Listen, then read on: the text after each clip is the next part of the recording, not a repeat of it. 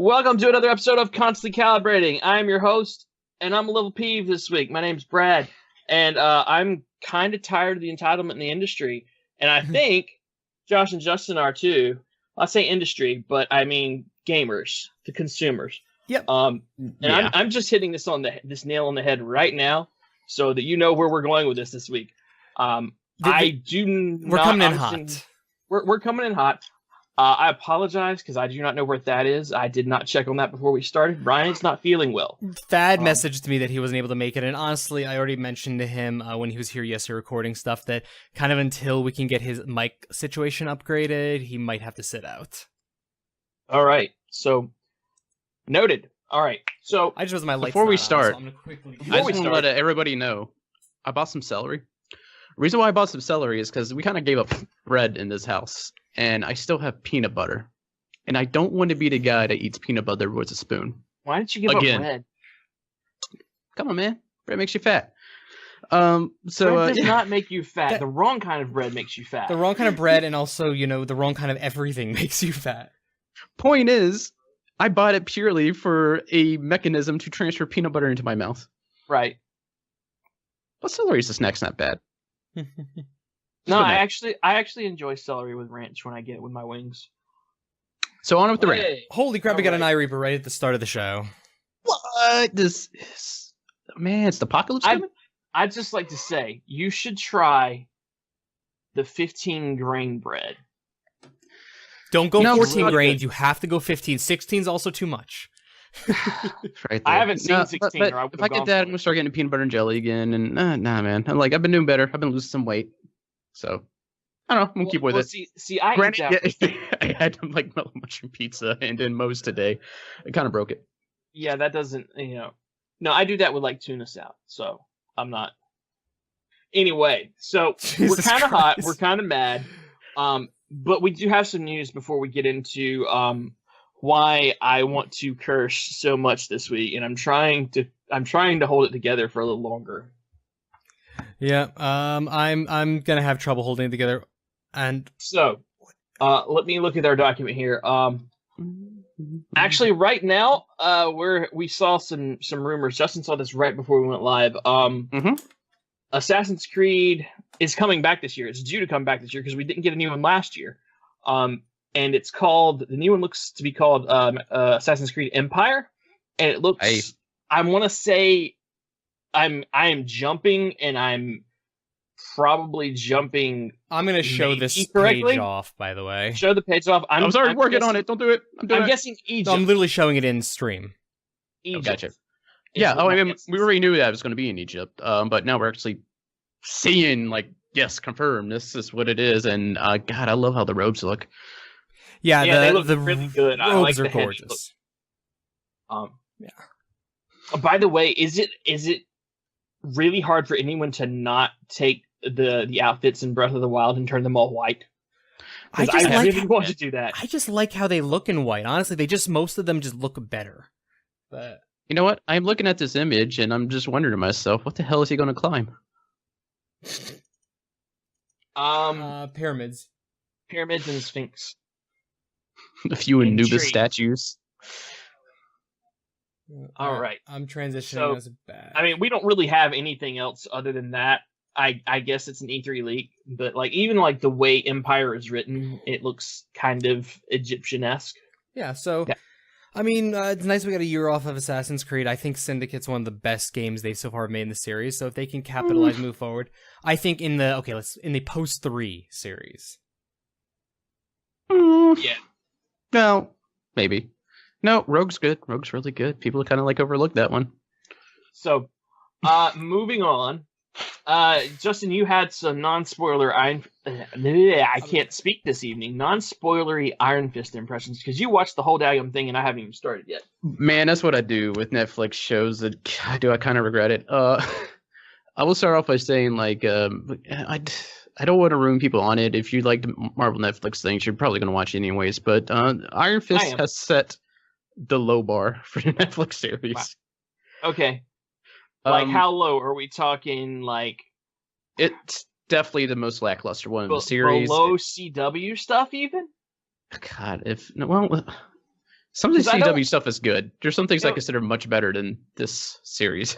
So here's the thing. Like in general, I think the consensus is the Netflix stuff is like way up here, and then like just a little below it, you have the entirety of the CW Arrowverse, and it can fluctuate. Like even week by week. Like some weeks you have a really good Arrow and a really shitty Flash, and sometimes it's the opposite. And sometimes you even really get a good Legends of Tomorrow. It's more of the rare, but Legends of Tomorrow It's not even like has a on good that. episode. It's not on the Supergirl and Flash level. It's on that Arrow level. Point is, like, okay, first of all, like Iron Fist. That, I mean, I'll give it to Marvel for trying. That is a damn hard thing to bring to live action. But the thing they kind of lost is it's supposed to be like a martial arts film, and there's like probably one episode that actually feels like a martial arts film or even comic booky. Surprise, that was directed by RZA, so that makes sense. It's just so weird because Iron Fist is a character that, I mean, is literally, somebody made a comment is like, Iron Fist is not a character with boring stories or boring anything. Like, this is a guy who literally punched a dragon in the face and killed it, in comics at one point. So it's like, why is there this issue? I can see a little bit of the issue here because I did minor research into the character that I hadn't really done before. So Iron Fist was, well, go ahead. Casting's horrible for Danny. Okay. Like it is. By the way, if you want to know who it is, and you're not going to know the name if I tell you, but I'm just going to say Loras Tyrell from Game of Thrones. Yeah. Not exactly a fighter. So here's the thing with Iron Fist. Iron Fist came out in the age of the Kung Fu martial arts craze. Yep. Yeah. Because there was not a white dude doing it. He was made to make I don't know. I don't even know if they were supposed to be edgy. Just a representation for little white kids. So like, oh yeah, I can be a martial arts master. I don't have to be Asian to do this. Mm-hmm. And the problem with that is that's not necessarily an issue anymore. Like we have freaking Chuck Norris. I mean, really?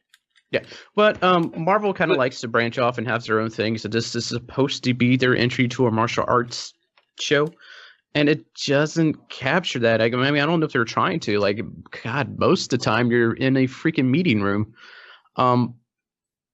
But it's just like the lead character is not strong. Like he doesn't portray himself as strong. He just it's just I don't believe him when he's acting. So, the support cast is what kind of carried me through the film. Or films, 13 episodes. My other impression of it is this was made because it's weird to have Power Man without Iron Fist. It is. Now, that being said, there are some cool moments, and there's some cool moments where you can see where this can be an awesome thing. Right. That's so few and far between. And the biggest awesome thing is a spoiler, so I can't say that part, but I don't know. There's a point where it shows what potentially it can be. If it gets to that point, it's going to be awesome. But at this moment, God, I cannot recommend it. I recommend read a wiki. Just watch Defenders whenever it comes out. It's just, it was hard to watch, man. I just started playing Breath of the Wild and stopped caring. Wow. Okay. I'm going to suffer through it at some point soon, but it's worth. I mean, it's enjoyable enough, but it's not good. It doesn't hook you as well. Again, supporting cast is what carries you through it. All right. That's fair. I look forward to cameos. I hope there's cameos. So it's Marvel. There's cameos. Right. All right. I really don't want to talk about the next one. Freaking Hulk and Iron Man fly right in. You didn't expect it, and all right. So yeah, Brad doesn't really want to talk about the next one, but let's talk about it. But I don't want to talk about it. Talk about this polished turd. So I don't want to talk about Dodgy Quest. I don't want to do it. Yeah, so here I'm really not as mad as I was, but I'm trying to play it off. I'm having a trouble. I'm in a trouble. I'm having a trouble. I'm speaking of Justin tonight. Oh, well, F you. I'm setting the bar low. Like Iron Fist. Nice callback. So I'm transferring over to this. This is from The Catch-All, our weekly YouTube show, our YouTube gaming news show, which goes out on Saturdays, youtube.com/concalpod. And should have audio. Anyways, so this past week, somebody finally got all 900 Korok seeds in The Legend of Zelda, and they discovered that it's. We'll give you a hint. You get true shit. Super Trooper. Wow, I timed that perfectly with when I say shit in the video. I didn't realize. But you get Hetsu's gift, which is just a shit trophy. It doesn't seem to have any purpose that anyone can figure out at this time. But yeah, it's just a golden piece of shit. Yeah. For your hard work you've done. I mean, granted, like, you max out your inventory slots, and that's the true thing, but even though I think you do that around 400 seeds or something like that. Yeah, you max out around somewhere around 400 something. So, you know, it's the whole entire thing. I posted it, you know, telling a story, because I thought it was going to be really funny, Brad's reaction. I wasn't expecting the level of anger. The shitstorm. The shitstorm, the veritable shitstorm that came out of him related to this, because the way I looked at it, just to give my opinions on it, I looked at it as a commentary on collectible culture. You know, we have games that are just absolutely full to the brim of collectibles that often give you nothing when you solve it, and it's just at best an achievement.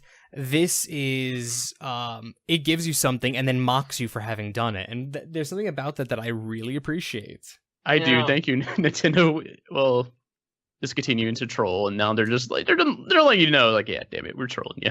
Now, have fun with that. To clarify, you don't enjoy just your get, shit quest. You don't just get a big piece of shit at the end. You've actually been picking up shit the entire time. Yeah. They're all little pieces of crap because they all have a distinct odor, and it says that in description. And if you think about that and think about what the one at the end says, and then think all the way back to the beginning when Hetsu says, oh, the Koroks like to play tricks on people. Yep. You just got tricked into the biggest poop quest in gaming ever. Yeah, Spoilers. You're not making me like this any less.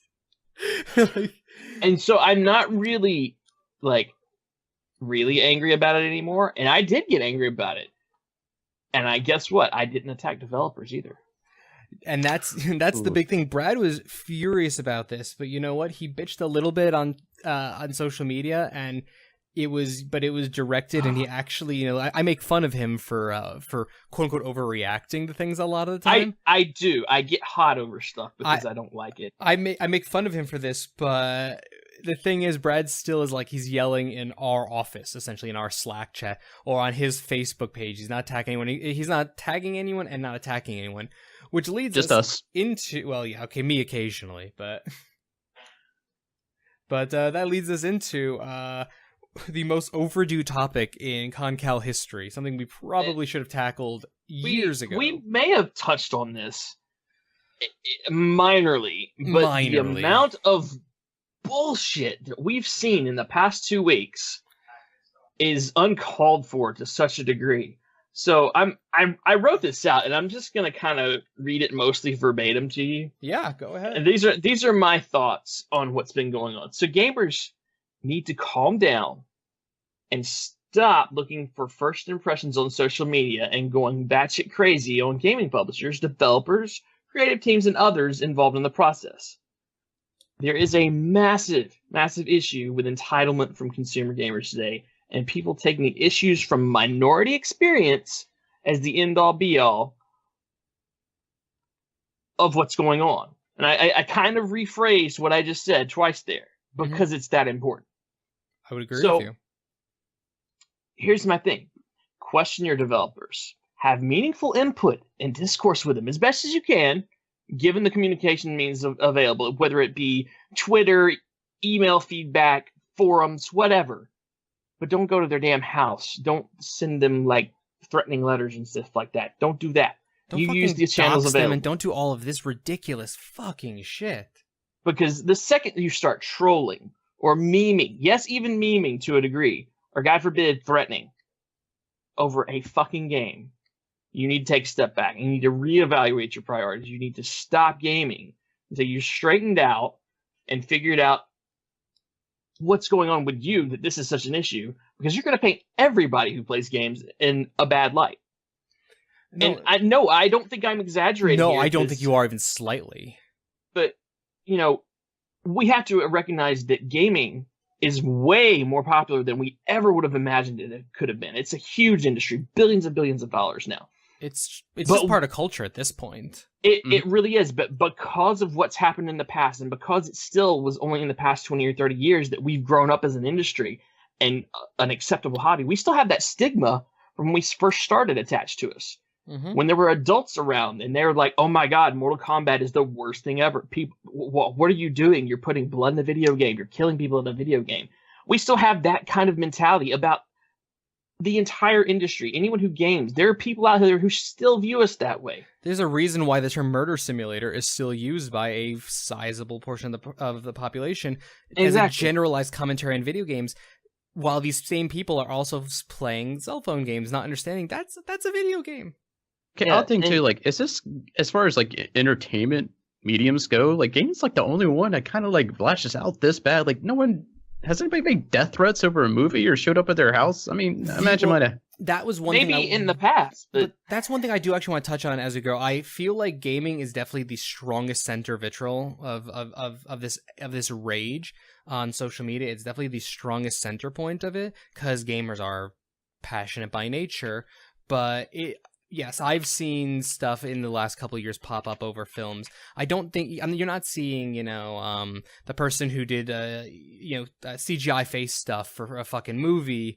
They're dressed getting doxxed or anything like that. Well, actually, I guess I got to take that bit back. So I remember Ghostbusters. Yeah, Ghostbusters. Leslie Odom specifically. And so people may have been this mad in the past, and those are what you were fewer and further between, and you were mostly consider those like criminal level stalkers.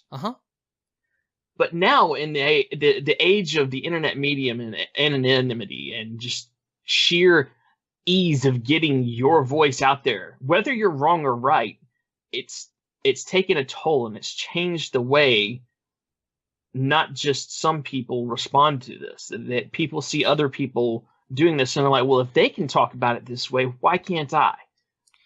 Well, I mean, you literally have people now who are like celebrating people leaving the industry because they can't handle the stress of being attacked, or that their family's going to be attacked. And you might say, oh, it's only words, typed out on a page. But when you're literally stating, I'm going to find, your game, you did a horrible job on this game and you fucked this up and I'm going to come to your house and murder your children. Haha, JK.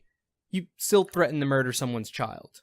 That's, not cool. And the thing is, like, for most developers, it's already a thankless job, sadly. I mean, I know they take pride in their work, and when it releases and people enjoy it, I mean, they feel great. But, like, no one's, like, going to go high-five a developer like they know them unless it's, your Todd Howards or Kojimas or anything like that. So, which, by the way, that's why I love people like groups like Kinda Funny, where Greg Miller is actually trying to point this out of how many people actually work on these things, how many lives it affects, especially when people even like cheer like, oh man, this game development studio closed. Yeah, they sucked. That's a lot of jobs just lost. It is. It's just the fact that you celebrate somebody suffering like that. It's horrible enough, but the fact that you're going out of your way to threaten people over a video game, like, I know games, passionate. It's my passion too, but in the end, it's still a video game. It's still an entertainment medium. It's still something you choose to buy. By the way, don't buy it if you have a problem with it. Wait till it's fixed. Right. And so to get us to where we are with this topic, I'm actually staying way more calm than I thought I was going to. I'm actually shaking right now. I'm struggling right now. So here's the thing that got us to this point. In the past couple weeks, we've had some hot button issues. Switch. The Switch is absolutely fine. It does not have massive failure rates and is actually selling quite well. It's actually sold out, and they have ordered another 16 million units. Not only that, like, production before end of year. It really delivered the promise they were making with the system you could take on you with the Go. Like, it works flawlessly like that. Yeah. Is it a perfect system? Oh, no, God, but no, it's not perfect. No system's going to be perfect, and we know that now. Did the three of us take a massive risk jumping in on day one? Absolutely. But we know that. We're used to that. Mm-hmm. With my PSVR headset right next to me. I mean, we already know, like, Brad, you and I, our friend John, who we used to do Issue Zero with, he has the left Joy-Con desync issue, and he actually has an extremely bad case of it. I have 2 friends who did have the blown out pixel thing. But here's the thing, all of these issues so far have been things that, despite what's being reported in a lot of places, everyone I know who's contacting Nintendo's literally said, okay, they send them a shipping box. They have a shipping box overnighted. They send it back. They have their new system or their new Joy-Con in a week. So yes, does it suck that something made it to market this way? Yes. Did it suck when that happened? Suck when that happened with the 360 for years with the Red Ring of Death? Absolutely. Well, 5. yeah, and what we're talking about a major Xbox One? difference there too, though. I don't know what your problem is with the Xbox One. Mine's slow, but it doesn't break. Here's the thing: with the Switch, we've got maybe a 1 or less % failure rate. I don't have numbers on that, but from what I've seen, it can't be that high. Yep. I would even allow, just for the sake of argument, I'll give you 5%. That's still acceptable. I think that's within acceptable for a major hardware release. It's high, For but new it's things. acceptable. That's high. That's in a business mentality. I'd say 5% is acceptable. I'd say from a consumer standpoint, 2.5 to 3% would be the high point. But that being said, if it's a high failure rate and they are in majority of cases accepting their thing back and replacing it at no cost to you in an extremely fast manner, that is when that becomes like, I've seen products that have had like 20-30% failure rates that you can't get replaced even within the warranty period, except at a huge cost to yourself. So Nintendo, again, not unilaterally, but for the most part, is making right on this. They are, and it's been blown out of proportion. I think it's been quelled because there's other things people have brought up in the meantime, but the initial outcry, like in the first 3 days, was ridiculous. Oh, Charles, this is the end of Nintendo. They're all, fuck you, Nintendo. And people were saying, I'm gonna go murder Reggie Fils-Aimé. They were like things like that. Which, what does he even have to do with that? Shigeru Miyamoto, you ruined my childhood. What? Like, just all these random fucking things people are claiming. The thing is, a lot of those people probably don't even have the Switch.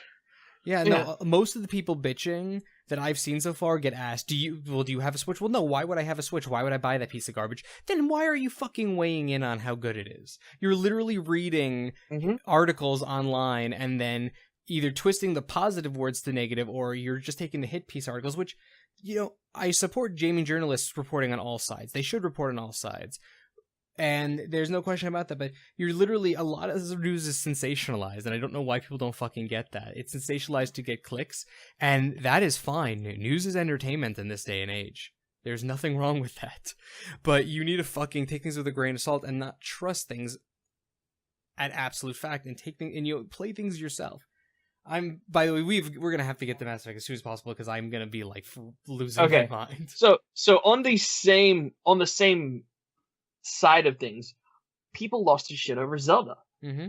Does this game have frame rate issues? Absolutely, it does. Oh yeah. Could they have made it better by reducing the way the world is designed, or maybe making the hardware better?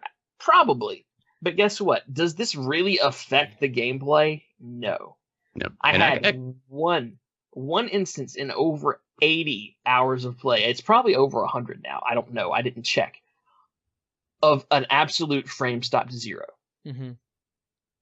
I think I had one too. And I will say, like, when I first booted up, like, I kind of saw it's like, and then I did have like a lot of frame rate issues when I started as well. I kind of got to the point where it's like, I'm not really feeling this. It's not that great. And then, I kept playing and playing and playing and realized how one amazing of a game it is. And like I keep saying, like, the feeling of this game gets better as it goes on, it's still continuing with me. What's this, week 3, 2, whatever? We are entering the 3rd full week. Like, I still love playing this game, and I still want to play this game. I want to get off this podcast so I can go back to playing this game. It's just, it's like people have to find a reason to bitch for some reason. Like, it's what they do. In a game like this, frame rate, as long as it, for the most part, is stable, does not matter. You don't need 60 frames in this. You don't need to even say, it's dropping to 28. Oh my God. As long as it's smooth, it doesn't matter. And honestly, the biggest problem that causes is the grass. If you go out there and you do a spin attack, you clear out a patch of grass, watch your frame rate change. You can see it. It's the grass that causes it more than anything else. Sometimes the combat. Sometimes. It's really... It was hard to pinpoint it because... A little odd that it actually does happen more in the dock than undocked. Well, I say it's odd, but at the same time, it's not because it's actually outputting to a bigger... Well, not only like a higher resolution and a bigger display, and I just don't think that dock has any processing power. I'm pretty sure it doesn't, so... It does not. So... I have no doubt that is what the next Switch is going to be. It's going to be like the PS4 Pro update, but basically it's just a dock with a processing unit. Probably. Anyways, back to the topic. Yeah, so, and you know what, so that we can go all out on this, Josh, Okay. we're gonna touch on your other topic right here just before it. Sure. Bethesda. Bethesda games are known to be glitchy and buggy. Not just at launch, but pretty much forever. And they are still some of the biggest and best, most acclaimed games in the industry year after year. That speaks for itself. When you know that this product is glitchy, it's not just, oh, this might not run right. No, there's known bugs in this game. They will pop up from time to time.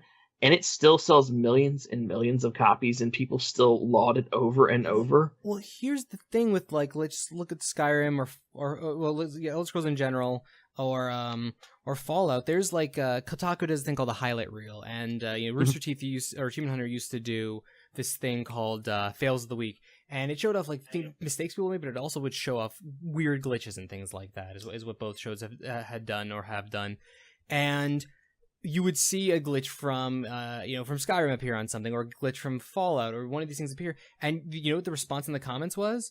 Yep, it's an Elder Scrolls game. Oh, yep, it's a Bethesda game. Oh, it's got Bethesda syndrome. Like, people just laughed it off. So, my favorite... Yeah. Just start, keep going. No. So yeah, it's like, why is that acceptable? Yeah, I was about to say, my favorite like tweet I've ever seen about this is from Brian Otano when he posted the picture of the Assassin's Creed Faceless thing. It said, and below it says broken. Then it shows Fallout with the dog like upside down and through the stairs, and underneath it says charming. Yep. No, but it's weird. That was a huge thing. Why is it acceptable in most Bethesda properties, but it's not, or Rockstar properties as well? People thought it would like the horse lady and stuff like that in Red Dead Redemption. People laughed at those things. Why are those glitches and actual mistakes in some cases an acceptable thing? Because there's some really broken shit in both. It's something like I actually tweeted this out before. Is like it said that you can't spell hate without EA, and that's kind of what it is. Like it's from EA. It's targeting EA, Ubisoft, Activision, basically all these big publishers. Well, the big three. Really. Yeah, it's basically publishers that people want to find a reason to hate. And I say those are the big three, but Bethesda is coming up to be a Ubisoft, to be an EA. Like, they are their own platform now. Oh, yeah. And so I wonder if this tide will change, because I'm frankly got bored with Fallout 4. Like, I got to the point where I'm just done playing it. Oh, yeah, same. Because it's still the same damn engine. I want to bring up another example just for the sake of bringing it up. My cousins played Morrowind on the original Xbox for over 800 hours. Mm-hmm. They played it so long that the game could no longer load because of how many issues it had trying to load up that save file. And of course, I understand why. You can't test for this crap. Like, someone drops a shield here and it has to remember where it's at, and you don't know what the hell it's going to do later on. But, like, I mean, that's the reason why I personally excuse a game like this, because I know I have a rough idea what goes into making it. But, yeah, it is getting to a point now, like, it's just, you got to do better. And, like, and when I see games like Witcher, which has its own issues, I posted a video about it, issues with the multiple spawning horses that was freaking scary. Horse apocalypse, yep. The horse apocalypse. One of my favorite videos, youtube.com/concalpod. We'll link it later. Indeed. And I mean, like, even Zelda 2 has its problems, but it's still like the experience it delivers, the fact that JR trying something new, and in fact, it's, for the most part, it feels pretty polished. And showing what an open world game can be. Or that an open world game can be better. Zelda does purge things you drop after a while, though. They do. That's their way of handling it. So, on to, I think, what really was the final nail in the coffin in this issue. Mass Effect Andromeda is been in early access for 5 days now. Yeah. Mhm. And people are losing their shit over bugs and glitches that are not even proven to be an issue all around. Worse than that, they're not just complaining about how some of the characters look, but they're taking things overboard. They are attacking people on various forms of media, making threats, and it's just ridiculous. I mean, Yeah, this is not acceptable in any way, shape, or form. I've been making fun of the base Thim Sarah Ryder since we first saw her because she looks so potato awful. Did I lose my shit and threaten anyone over it? No. I actually was more upset that I couldn't customize that as a preset. I think that was that was definitely one of my stronger things as well, because I like the base thing they were going for. I just want to tweak it a little bit. Well, yeah. I mean, but Mass Effect's kind of been like that. Sure, with like you can't tweak Shepard because that was their model. I mean, they really didn't get detailed with them up to like 2 and 3. Mm-hmm. But yeah, about the facial animation thing, does EA deserve a little flack for that? And BioWare, yeah, a little flack because they acknowledged it early on in a video. They said they were working on it, was going to fix it, and they haven't. Now, does it deserve this level?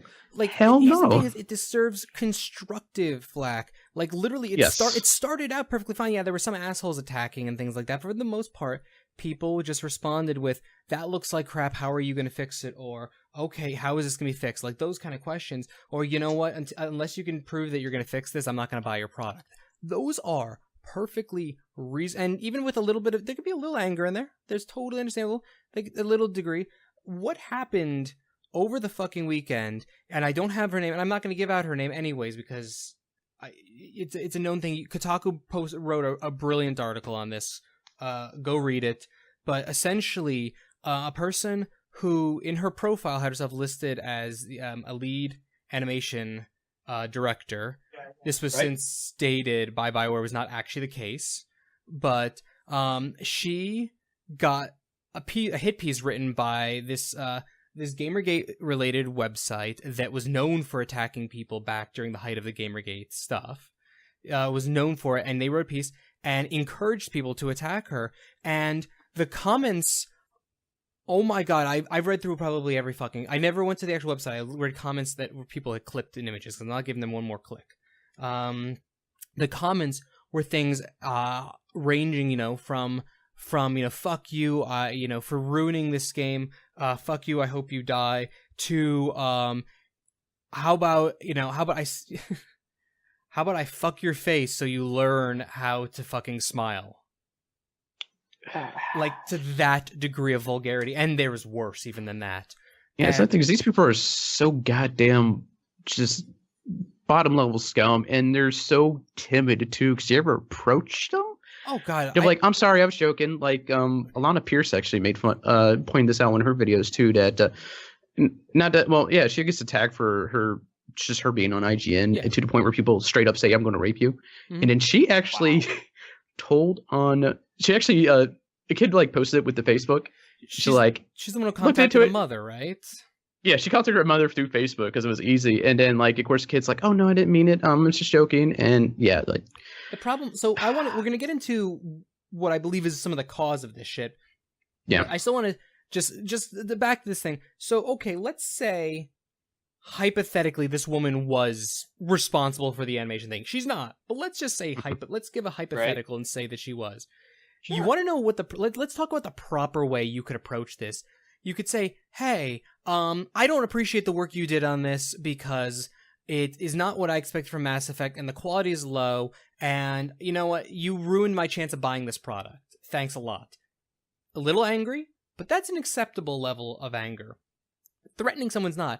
Now let's jump back to the fact of video games are made by large fucking teams. No one human being is responsible for this. The only people you could theoretically blame for this are the management level people who allowed the game to be released in this state. And even then, games release with problems.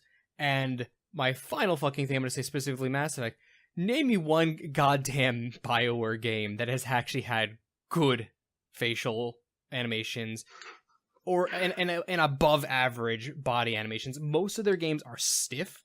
Most of the games have weird things. I mean, there are so many fucking issues. I have not met a BioWare game that I haven't loved, but going back all the way to the earliest one I can remember playing, Knights of the Republic, their animation sucks. Oh yeah. But it's never game breaking because you just work around it. Yeah. I'm all over. And they're the never place known right now, for and it. I apologize. People for that. people see something like Uncharted, which as far as facial animation goes, is up there top tier. Just animation in general, and then they're like, "Oh, my game should be like that." No, this is a different type of game. It is a mass open world game. It is not exactly easy to do facial animations for the many characters that are in there. Now, this is excuse how some of it looks. Not really, if that's not what they intended. But again, there's just no level of understanding from people. And again, of course, it just can't describe how much of this is just not right. This is horribly wrong. I can't believe. I mean, I could believe it that it's happening, but I wish there's a way to have this conversation is the most absurd stupid thing in the world to me. That we have to be telling people to be. God damn it! You don't have to There's an overgeneralization with PC culture and stuff like that you have to be nice to everyone. You do not fucking have to be nice to everyone. No. There's no reason to be, but still treat them like a human being. You can be an asshole to someone and still treat them like a human being. I'm mean to people. I'm a pretty mean individual half the damn time, and I still respect and treat everyone as they're another fellow human. And I might be a dick to them, but it's like there's a level, there's a reason. Witness. Yeah, I mean, God, I'm mean to these two all the damn time. God, I mean, it's, and I'm in a very happy marriage, but I'm an ass to my wife at least every other day at minimum, just because I'm a sarcastic asshole. It's part of who I am, and I have severe social issues that I've been overcoming for years, but I have severe stuff, and I still fucking know how to talk to people. And there's another difference too. I have some social issue too. Maybe I'll snap on somebody and not mean it. But the fact that I could go back, analyze, I'm like, oh fuck, that was wrong. I feel bad about it. Mm-hmm. And try to make right is the difference right there. Never would I ever go to the level as we're seeing with gamers attacking these devs, but it's just again. What this really needs to boil down to is one simple, overriding, absolute thing. It's a fucking video game. Yep. Nothing is life and death. It's what's going on in our world right now. Regardless of your opinion of politics, whether you are pro-Trump, whether you're anti-Trump, whether you're pro-Betsy DeVos as the Secretary of Education or against, regardless of what side you're on, those are actual serious things with repercussions that can affect not just you personally, but the entire planet. And here you are sitting on the internet complaining that your Sarah Ryder character doesn't look as bangable as you would like. That's because that's what it boils down to. Is most people they don't find her sexy. The huge what they call it, the social justice warrior conspiracy. Somebody was claiming that they're purposely making characters uglier so that they can make they can be somewhat, I don't know, something, some level of diversity or something like that. And they specifically pointed out Sarah from Dragon Age Inquisition, Korra from Andromeda, and Sarah Ryder from Andromeda. A base thing as the example. And okay, so 2 comments. One, I actually find Korra attractive, so I'm just gonna put that out there. But that was my one mini point. But my secondary point is, finding people attractive, we all have our own fucking tastes. So you play a video game, then none of the characters you find are attractive. Okay. When has that ever been a prerequisite to playing a damn game? What is the big fucking problem about that? Why does that even fucking matter? Mario doesn't give you a hard on, can't play Mario. Yeah, seriously. No, but seriously. Until we had defined boobs, that's when it started. Thank you, Laura. Kind of. No, it's really just when game developers started accepting the fact that not everyone was a Sonya Blade with, quintuple D breasts. That, but that's seriously when developers started actually looking at a main character. So, okay, this character is not traditionally attractive, and there's no question the Sarah Ryder thing is it's not even an attractive thing. There are some body morphing face things that do look weird. She's a potato. It looks that do look weird. There's no question about that. But I'm stuttering because I'm having so much trouble getting my words out. I wish I had screen capped it, my character, because I was playing the other night, and I actually, the one person came in and was like, dude, did you make that character? Like, yeah. She's fucking hot. I'm like, okay. I mean, I made a blonde chick with green eyes and the exact same Sarah Ryder, sloppy ponytail. It's not hard to fix your character yourself. If you're that hung up on it, I don't know what to tell you. My question is, how many people are really, what? I know there are a lot of people who do it because I've read the infographics of Mass Effect, the Mass Effect trilogy, but like, you're playing a game that allows you to customize. Why aren't you customizing? I never understood that mindset. If you're going to play an 80+ hour game, why you don't want to tweak it to look exactly the way you want. I can speak on that. Okay, I played as fucking standard male ships for the entire Mass Effect, and anytime I've tried to replay it, I keep coming back to that. I've played as a John Shep before just because I liked that face for the particular idea I had in mind for this specific character, but... I mean, of course, like in some games I do try to tweak it, like, like a game, create a character, or create a wrestler for WWE. I'm creating a wrestler. You don't get I don't go base with that one. But as far, if there's a game that already has a designed character for it, I don't always play games to be like, oh man, I want to be this person. I play games for the experience, and it doesn't matter if I'm making the choices. This is still like the story of this character. So for the most part, not to mention, I'm just kind of lazy when I start off making games, and how I started with Dragon Age, right? End up like, where I try to create my character, and then like hour later, I'm like, I don't like him, and then I went back and made another one. Hour later, I'm like, I kind of like the first one I did, and I went back to that one. Anyways, point is, like, I don't know. Sometimes, like, I want to see a game, I see the base model, I'm like, that's fine. I just roll with it. Like, we'll be honest. I've put 5-ish hours into the story from the early access. Mm-hmm. The animations are not perfect. The same weird Mass Effect lip flap is still there. Mm-hmm. But guess what? I don't play Mass Effect for their facial animations. I play for the sprawling story, the branching dialogues, the not always great, but now phenomenal combat system. I love this combat system. It's only gotten better over the course of 4 games. And I don't know what to tell you. If you're playing a BioWare game for facial animations, you're playing for the wrong damn reason. Yeah, there's a load of issues if that's the case, if that's what's happening. So, furthermore, I saw no janky animation issues in the time that I've played. There was no moonwalking, stutter stepping, sliding around. No that crab walk? No crab walk, nothing. No people standing on tables, none of that shit. How many fucking games have you played though? I'm like, let's say where like you're playing a character and either you load in or you're playing and it goes into paper doll mode. Like I played that happened to me in the original Infamous on PS3 all the fucking time. Yeah, it's like the standard load in pose, or I mean like pose, except that it's essentially it's called paper doll pose because when you use the model stuff you use the paper doll. So now when you make a character, they put it into that thing so they can just get a base thing when they're forming, the skin to it. So for games where like this weird shit happen, like for example, like Final Fantasy, I'll get in a conversation and when it switches back to my view, for some reason, Ignis is like standing on top of Prompto, like stacked. Yep. But yeah, whatever. The original Mass Effect 1, I used to joke all the fucking time that Garrus is... Here's the thing. We always talk about Garrus as my favorite character. I named Constantly Calibrating, etc., etc., etc. Garrus was my favorite character in Mass Effect 1, not because he was my favorite character. It was a joke that Steven and I had because my first 5 playthroughs, Garrus was always on my team, and because I considered having Garrus on my team to be hard mode, because I would regularly find Garrus... if I was ever in an indoor place, I would just find him stuck in the ceiling, his feet just dangling out and wiggling around.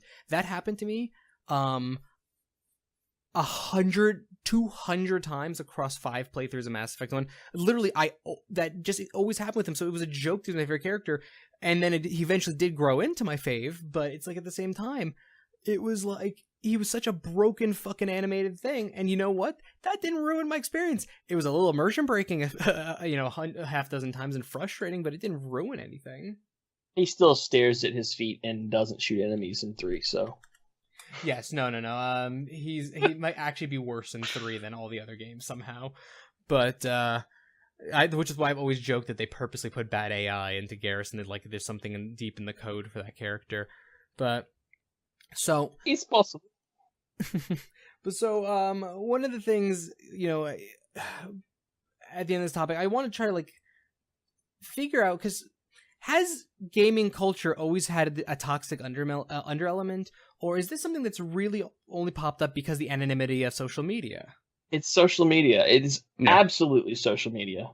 So, because that's my thinking as well, and I think that's most people thinking, is the anonymity of it. Because we all grew up like in AOL chat rooms and stuff like that, and you started to see some weird behavior when people realized they didn't have a face. They could really say whatever they want. You'd start seeing some weird shit, some horrible shit, depending on what forum or what chat room you were in.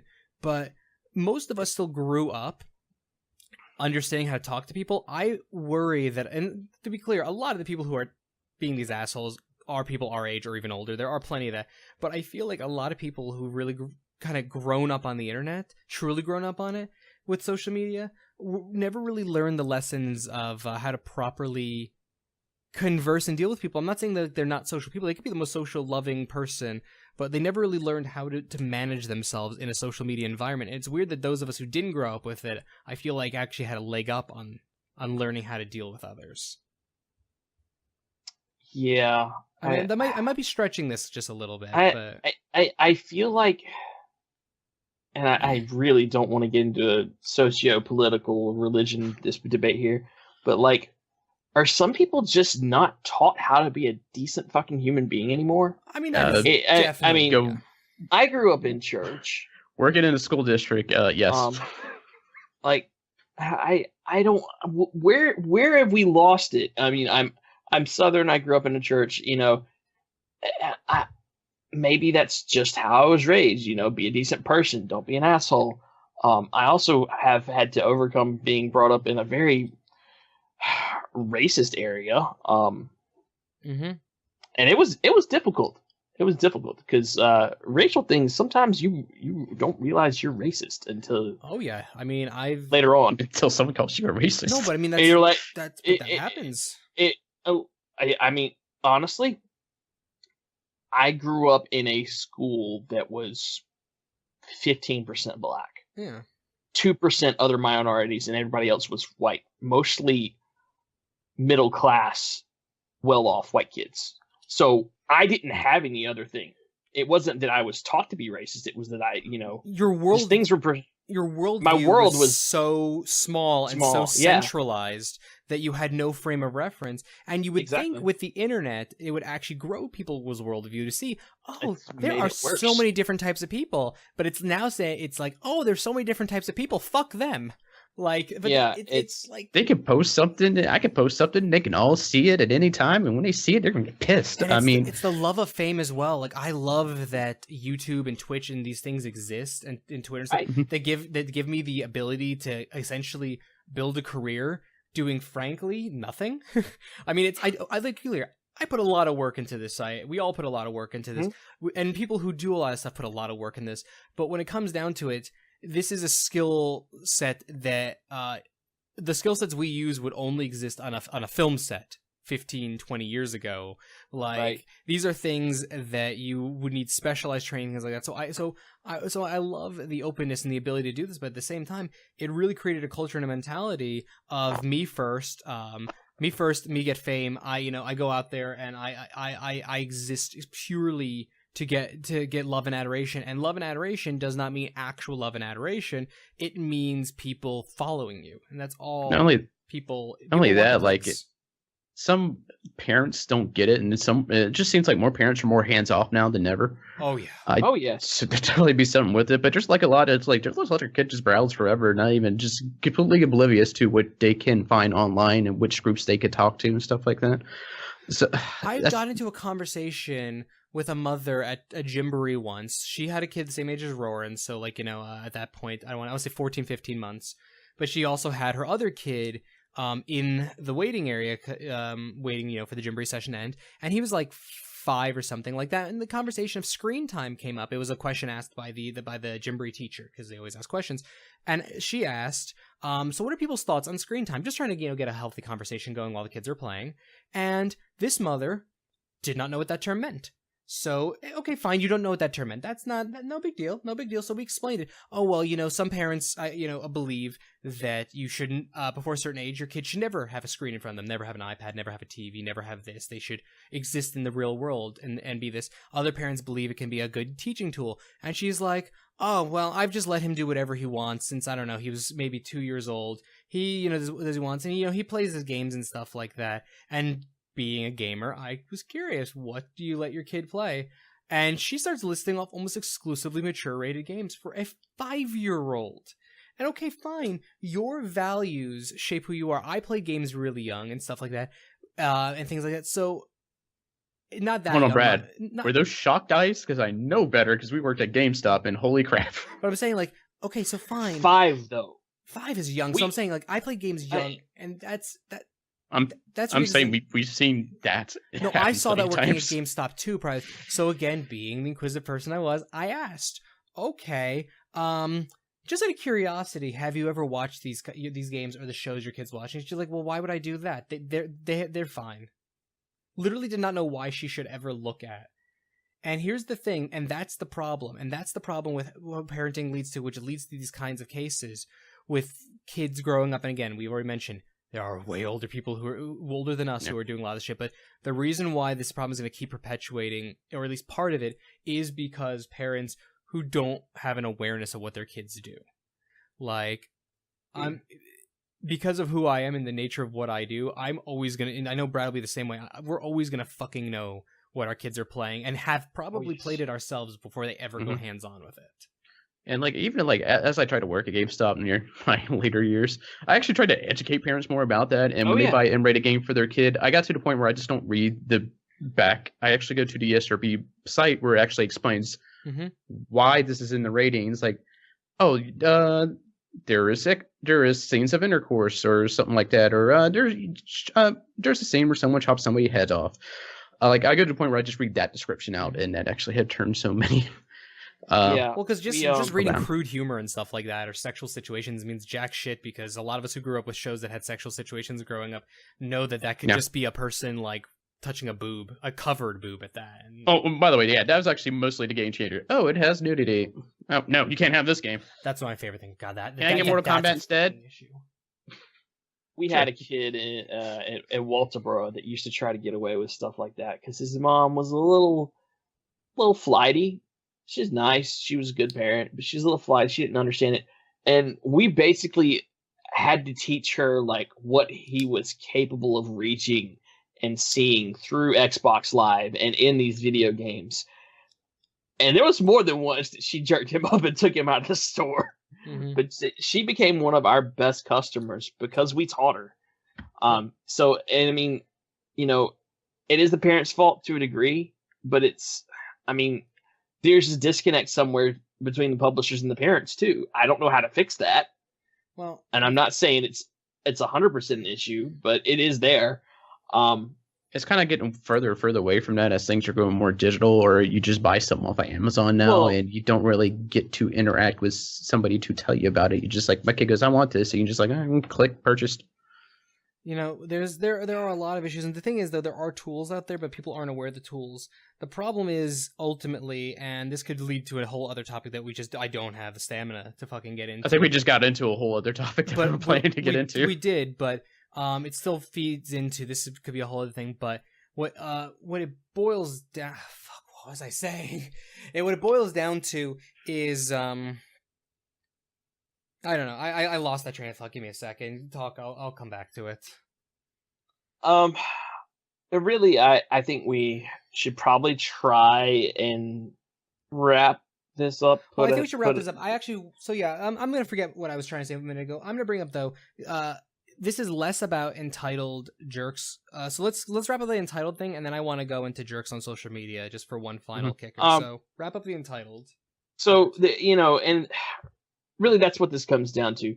There's too many gamers who have too big of a voice because of social media to complain in a socially unacceptable manner about things that probably maybe should be getting some flack, but they're not being done the right way. It comes down to the basic vocal minority. It's like, how do I explain this? People always say that the vocal minority runs things, and with social media, it's becoming more and more true.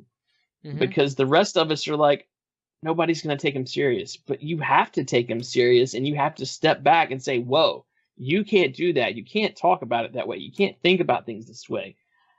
And there's too much, especially in the gaming communities, of this going on. Too many people getting upset over things that don't really matter at the end of the day. And I don't know, we as responsible gamers, I like to think we're responsible, whether we're professional or not. I think we're responsible. I'll sign off on that.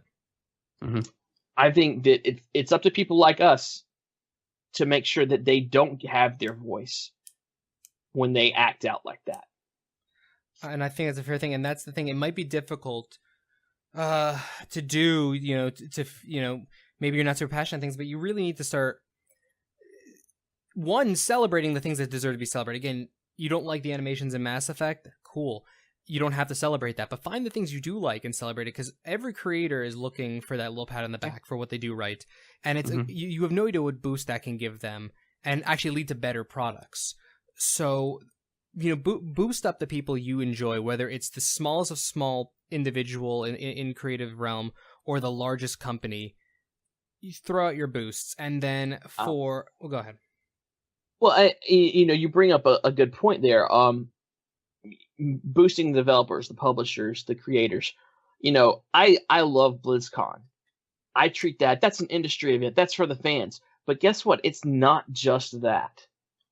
They say every year that that's their recharge. Chris Metzen, that was how he got through things when he was still with the company. That's how it would recharge his creative batteries, seeing that love, that passion from his communities about what they enjoy from those games. And I believe it. I believe every word of it, that you need that pat on the back, even as a developer.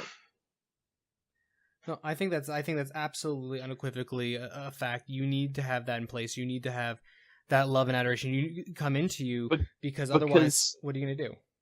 Well, just as content creators, for every one pat on the back, we probably have 15 to 20 "fuck you, you sucks" or worse. Yeah, no, absolutely, and that's at a bare minimum. I mean, but I could tell you which ones I remember most is the pats on the back. Yep.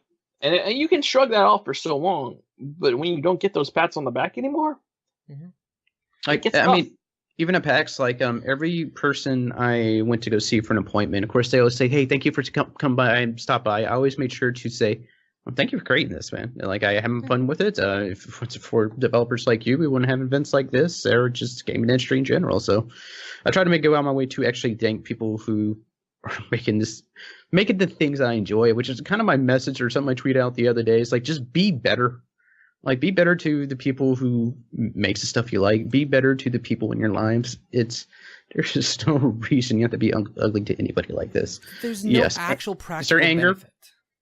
Yes. Is there anger? Yeah, but the point where you are causing somebody harm, and not just physical harm, just mental harm, just if they are fearing, that is wrong. There is no way to justify that. No, the point when you are sharing a person's personal phone number and address because you don't like something they did, and it's, again, a minor fucking thing having to do with a video game, the point, or to a movie or film, or goddamn really anything, the point that you are sharing a personal information on another individual, an individual you don't even know, and you're doing it for the sake of to get them attacked and harmed in some way, shape, or form, you have beyond crossed a fucking line. And that is just the absolute height of bullshit, and there's nothing beneficial. Again, And the one last thing I'm going to say on entitlement and things of that nature is, you know what? You are a gamer. You are a person who is paid for a product. You deserve a good product. Absolutely. But there are ways to develop dialogue and discourse. There's a reason why, as a fucking site that at this point really only gets an average of 100 plus hits on the site a day, who only has like sub 900 likes on Facebook, a couple hundred on our Twitter thing, and then a little under 200 on our Twitch. For such a small thing, there's a reason why we are able to work with a bunch of different developers and a bunch of different people and a bunch of different PR companies. You want to know why that is? Because even when we don't like something, we have a polite discourse about it. Like, we actually talk about things. I faced with Mass Effect Andromeda multiplayer such bad lag that it was near unplayable. And Mike Gamble, one of the main producers on the game, was asking for feedback. You know what I did? I told him, this game has been unplayable for me. I enjoyed what I was able to play, but this has been absolutely unplayable, and honestly, I'm pretty disappointed. And you know what? Yeah. That got the message across to him. And it wasn't a meme thing.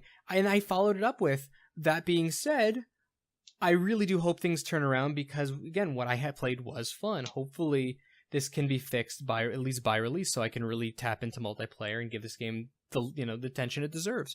But that's the kind of, again, there are always ways to word. And again, you can even bring some sarcasm and some animosity in. But again, you will get so much further. You want to know why? I remembered my point. You want to know why you'll get so much further? Because I've talked to developers and people who flat out stated, the thicker skins ones, the one who are getting yelled at, and they're like, yeah, I see a negative comment of that degree, like a vehemently angry, screaming at me comment. I just hit the mute button. I just hit the block button. They don't remember you. And now you are shouting to the void next time you try to shout at them. Even if you want to say something nice to them, or if you want to try to communicate with them to work something out, they're not hearing you because you went out at them out of anger, out of... They literally don't care about your fucking existence at this point. Yes. Yep. So keep that in mind and go forth and have polite discourse. Engage the developers instead of harassing them. And I think that can calm everyone down. I think so, and we can just... We're going to sadly have to tackle this topic again at some point, and again at some point, and again at some point, because nothing is going to be overnight, and there's always going to be these people out there, but what it just boils down to is, so you're not an asshole, viewer or listener.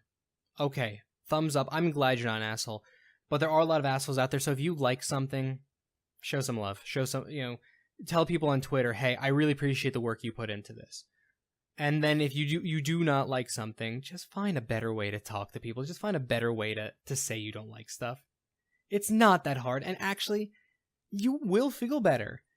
As a person who really deals with some severe anger issues, trust me, being nicer to people actually feels better. And you will live longer. It's an actual medical fact. So, Look at Patrick Stewart. One of the nicest fucking human beings on the planet. Too nice, almost. Anyways, so yeah. Let's tie this up and get us on out of here. Yeah. I'm not even gonna get onto the other thing because I'll be here all night if I get into the other thing. No. So, we hope that you have gotten something out of all this. We really do. We are here every Monday, 9 Eastern, 6 Pacific. ConstantlyCalibrating.com, Twitch.tv/ConstantlyCalibrating, YouTube.com/ConCalPod. Facebook, Constantly Calibrating, look us up. And, of course, on Twitter at ConCalPod. Individual handles, you can reach Justin at The Aging Gamer, myself at OG Xanos, and Josh at Bear Punch. We thank you so much for joining us. Be sure to catch all on the weekends, which goes up on YouTube. And until next time, be excellent to one another. We bid you good sign off. And party on, dudes. Come at me at YouTube. Come at me. And I will politely comment back to you and try to have a conversation. And now we can sign off. Sign off.